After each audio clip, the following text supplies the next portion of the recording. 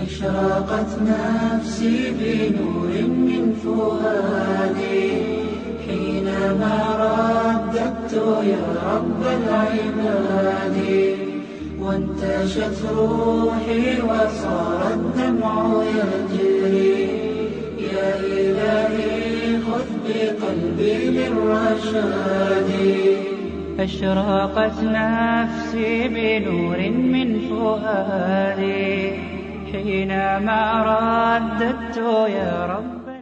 Allahu la ilaha illahu lahul asma'ul husna. He has the most excellent name. So only Allah subhanahu wa ta'ala is such. Only Allah subhanahu wa ta'ala is characterized by excellence, absolute excellence and absolute perfection. Therefore the creation should turn to Him and worship Him alone subhanahu wa ta'ala. That was establishing that the one who is characterized by perfection deserves to be worshipped alone in general.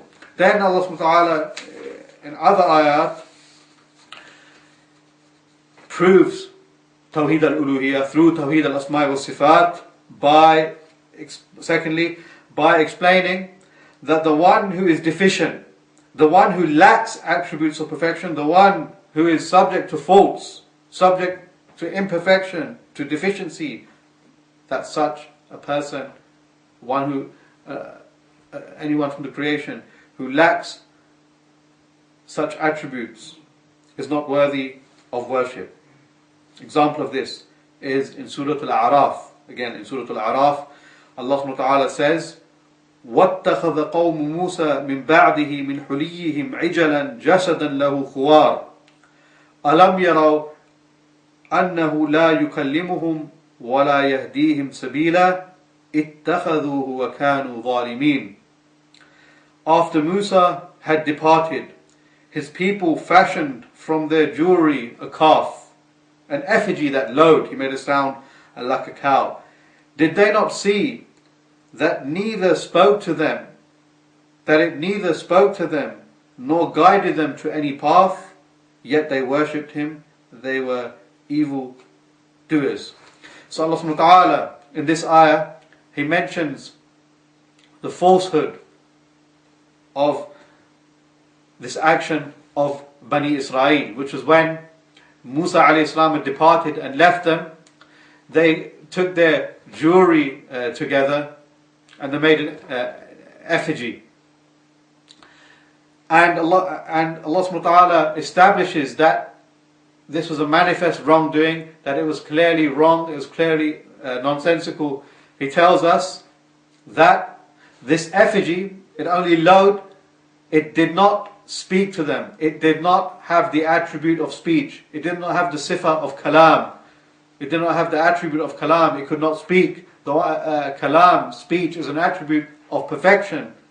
So this effigy, it lacked this attribute, the attribute of speech.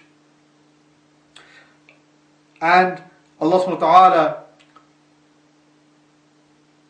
establishes that the one who lacks the attribute of speech, which is an attribute of perfection, he does not deserve to be worshipped. So Allah subhanahu wa ta'ala in this ayah, He appeals to the intellect, to the rationale of His creation, and demonstrates the falsehood of worshipping other than Him. And then He says, why? Because this object of worship, this false deity, it did not have the attribute of speech. It is characterized by deficiency and imperfection. The one who lacks perfection, the one who is subject to faults and shortcomings, does not deserve to be worshipped. Another example in Surah Maryam, Allah subhanahu wa ta'ala says, إِذْ قَالَ لِأَبِيهِ. Allah subhanahu wa ta'ala says about Ibrahim alayhi salam, إِذْ قَالَ لِأَبِيهِ يَا أَبَتِ لِمَ تَعْبُدُ مَا لَا يَسْمَعُ وَلَا يُبْصِرُ وَلَا يُغْنِ عَنْكَ شَيْئًا.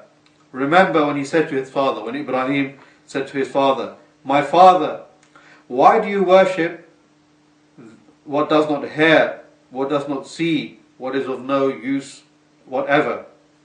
So in this ayah, Allah subhanahu wa ta'ala tells us of Ibrahim's dialogue with his father. Ibrahim alayhi salam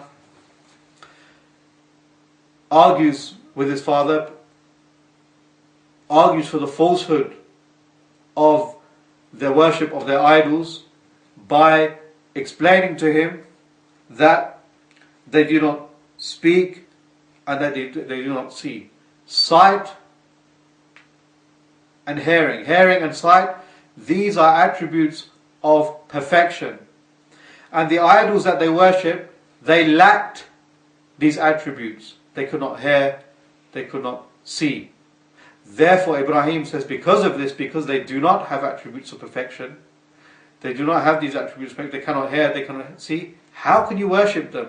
Only the one who is characterized by absolute perfection deserves to be worshipped. Only Allah, who has these attributes of hearing and seeing, is worthy of being turned to in worship, out of hope, out of fear, out of reverence, Azza wa Jal. So, the text in this chapter, the text that Shaykh Muhammad Abdul Wahhab rahimahullah ta'ala mentions, these texts show us that Allah subhanahu wa ta'ala is characterized by greatness in the most perfect and complete manner, which inspires awe and fear into His servants, causing them to submit to Him and worship. Those who know Allah worship Him. And the more one knows Allah subhanahu wa ta'ala, the more he fears Him, the more eager he is to worship Him alone without any partner. The angels, despite their closeness to Allah subhanahu wa ta'ala, despite their strength, they are in full submission to Allah subhanahu wa ta'ala because of their knowledge of Him. They know Allah subhanahu wa ta'ala's attributes, they know His attributes of greatness, they know His attributes of beauty, of majesty and magnificence. So this inspires awe into them.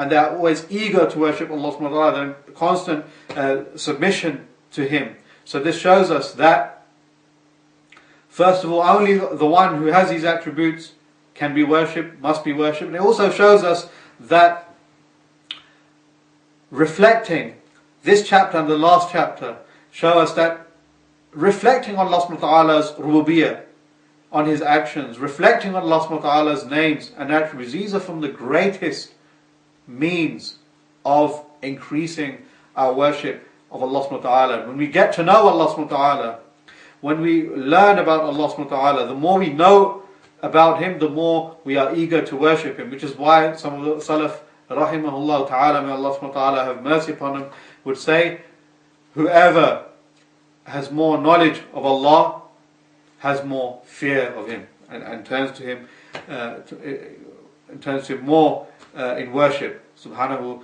wa ta'ala. So this shows though Tawheed al-Uluhiyyah is the goal, though the reason we are created is to worship Allah subhanahu wa ta'ala, this does not take away from the significance of Tawheed al-Rububiyyah, Tawheed al-Sifat, Tawheed al-Rububiyyah. Yes, the mushrikun did acknowledge this, but it doesn't mean in any way this is insignificant. That we still, Allah subhanahu wa ta'ala still discusses and explains His Rububiyyah in detail in the Quran. Why? To get us to worship Him subhanahu wa ta'ala. When we reflect on the fact that Allah subhanahu wa ta'ala, He is the one who has absolute and ultimate control of the heavens and the earth. This leads us to turn to Him, to pray to Him, to ask of our needs from Him. The more we understand this, the more we turn to Allah subhanahu wa ta'ala for our needs. And likewise with Tawheed al-Asma wa Sifat, the more we know about Allah subhanahu wa ta'ala, the more we become in awe of Allah subhanahu wa ta'ala. This inspires awe into us, and it inspires fear of Allah Azza wa Jal, it inspires hope of Allah subhanahu wa ta'ala, inspires